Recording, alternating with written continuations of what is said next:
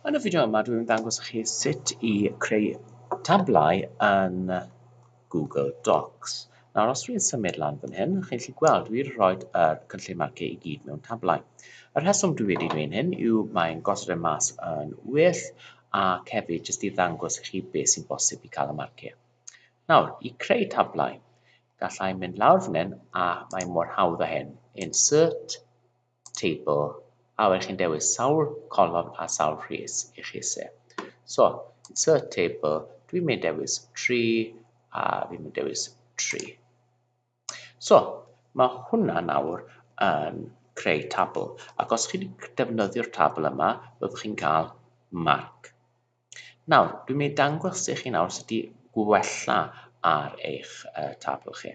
So, beth cyntaf gallwch chi wneud yw cyfuno celloedd. Ac I wneud hynny, neges sydd angen I chi gwneud, ydy jyst uwchleuo'r celloedd I chi isie cyfuno, merge a jyst gwasgu merge cells. A mae hwnna nawr yn sgil uwch, sy'n mynd I rhoi marc ychwanegol I chi. Nawr, enghraifft, beth dwi'n mynd I gwneud nawr ydy hefyd, fi'n mynd I cyfuno rhain gyda'i gilydd, so dwi'n mynd I fynd I merge cells nawr eto.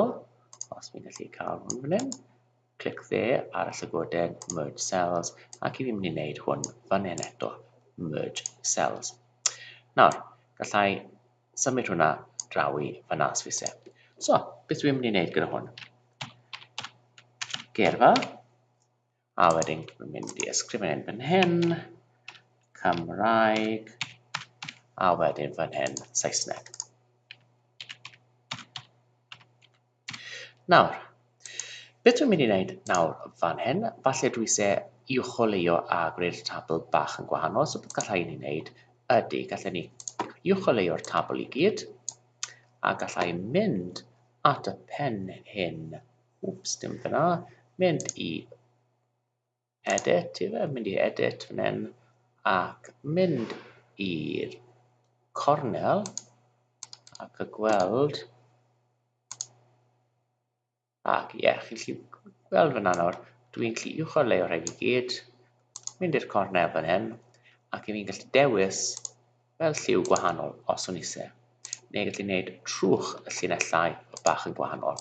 A mae hwnna'n sgiliwch hefyd, ac wedyn y sgiliwch ola yw sut I lliwio mewn y celloedd. A dyma fan hyn, pot faint, a fi'n lliwio mewn y cell.